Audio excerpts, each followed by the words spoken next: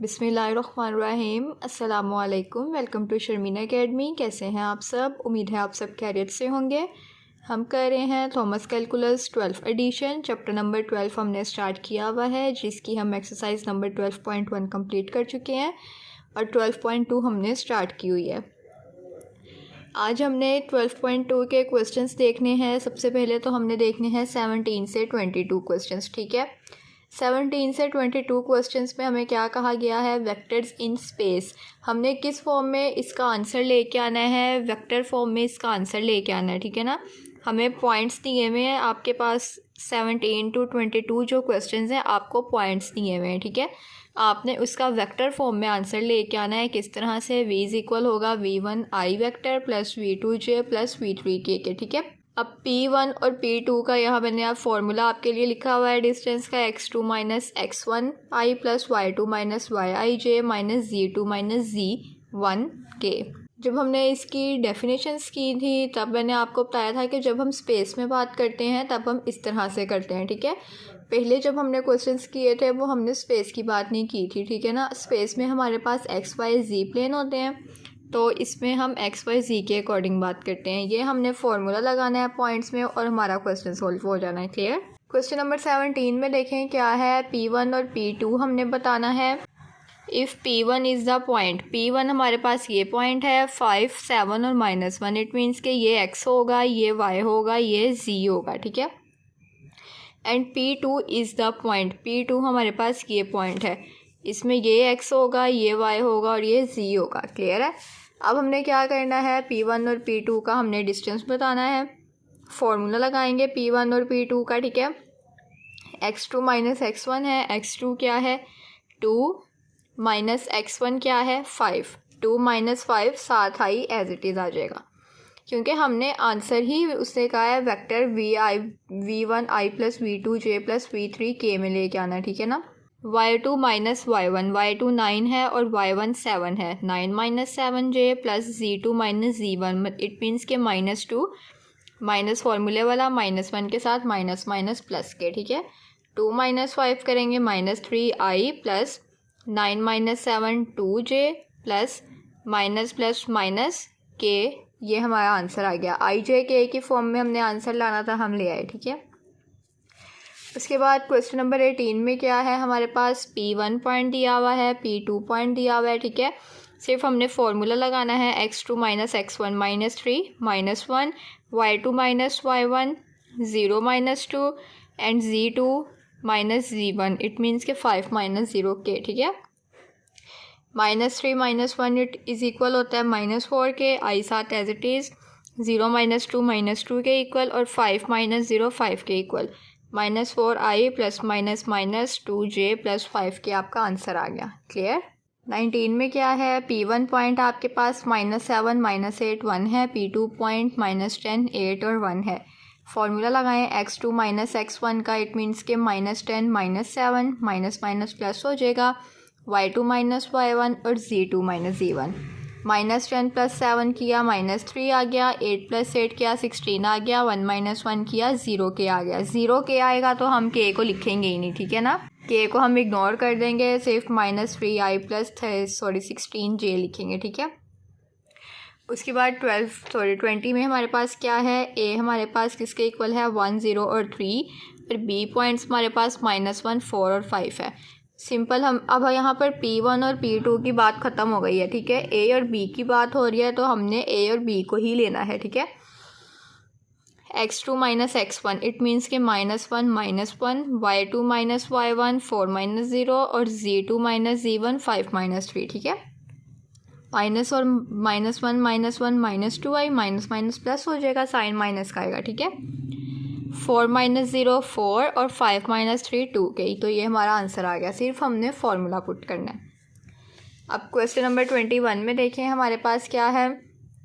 5u minus we हमने बताना है। ठीक है, 5u minus we. If u भी हमें दिया हुआ है और v भी हमें दिया हुआ है। ठीक है, u के भी पॉइंट्स दिए हुए हैं और v के भी दिए हुए हैं।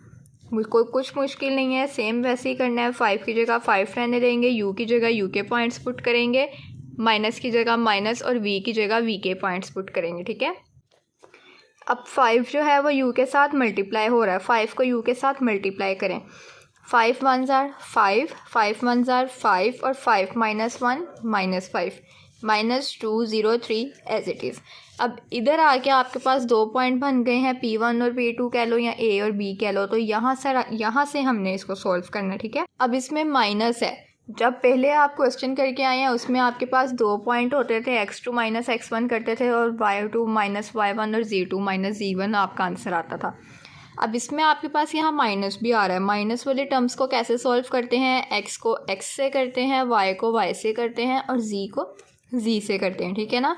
अब 5 माइनस 2 करेंगे तो आपके पास 3 आएगा, 3 आएगा। और 5 माइनस 0 करेंगे आपके पास 5 आएगा, माइनस 5 माइनस 3 करेंगे माइनस 8 आएगा, ठीक है। ये चीज़ आपके पास आ गई। अब क्वेश्चन में उन्होंने हमें क्या कहा है कि हमने आई जे के की फॉर्म में लेके आना है आंसर।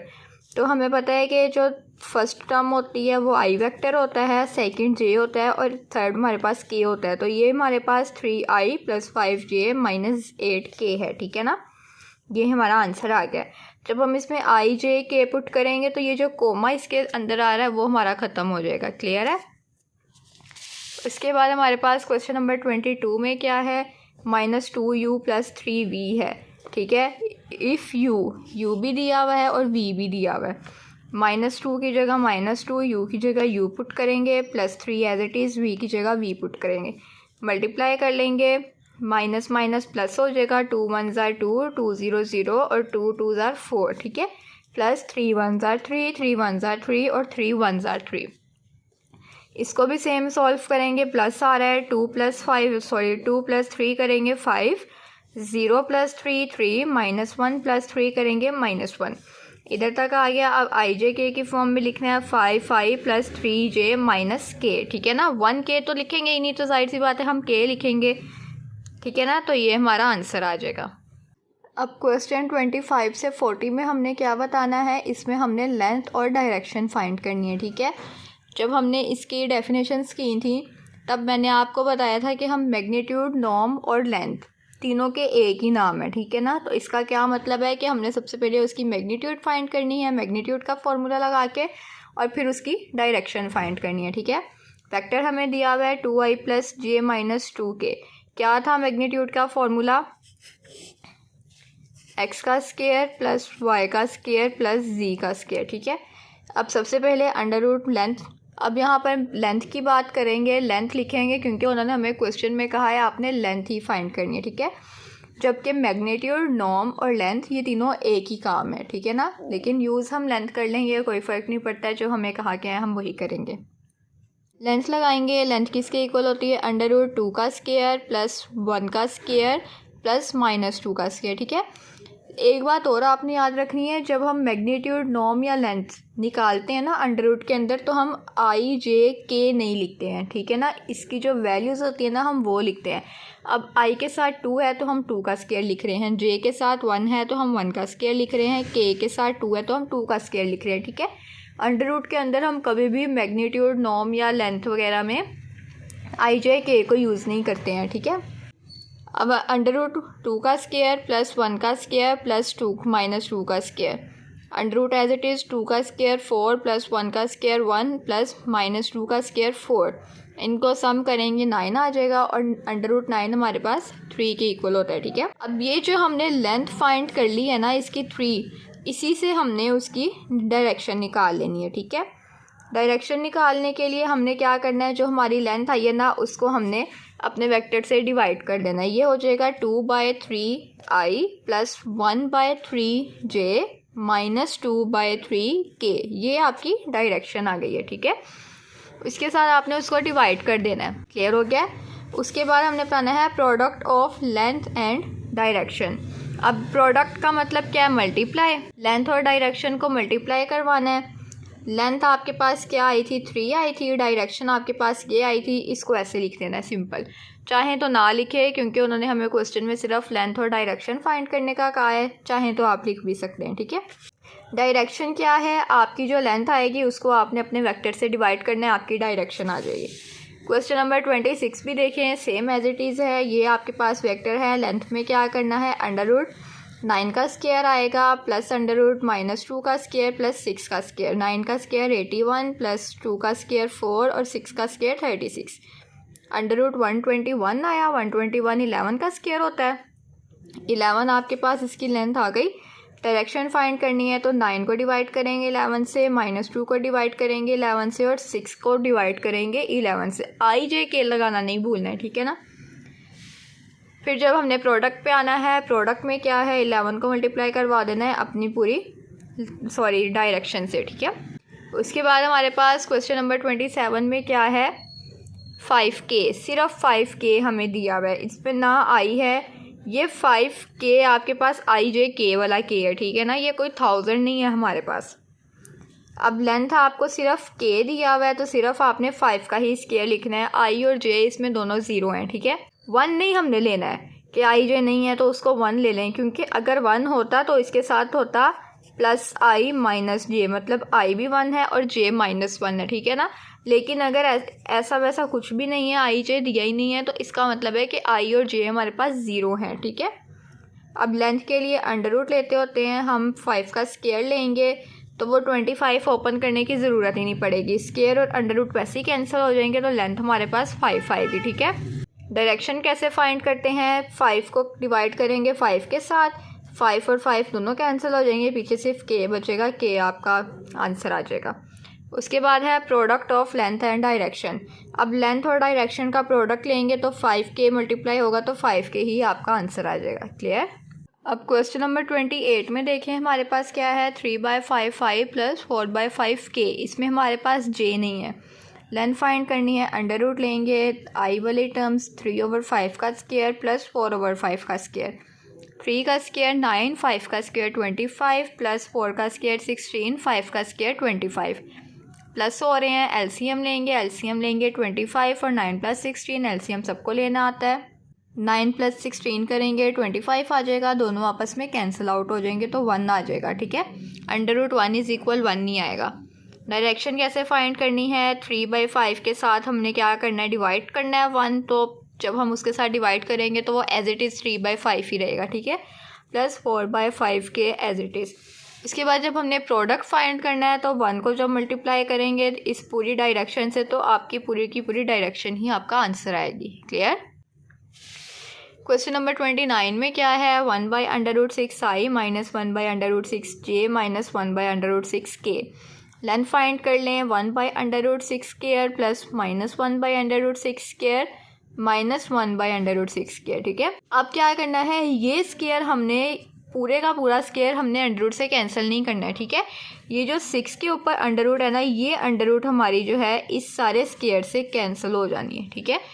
पीछे हमारे पास अंडर रूट बच जाएगी 1/6 प्लस -1/6 और -1/6, ठीक है।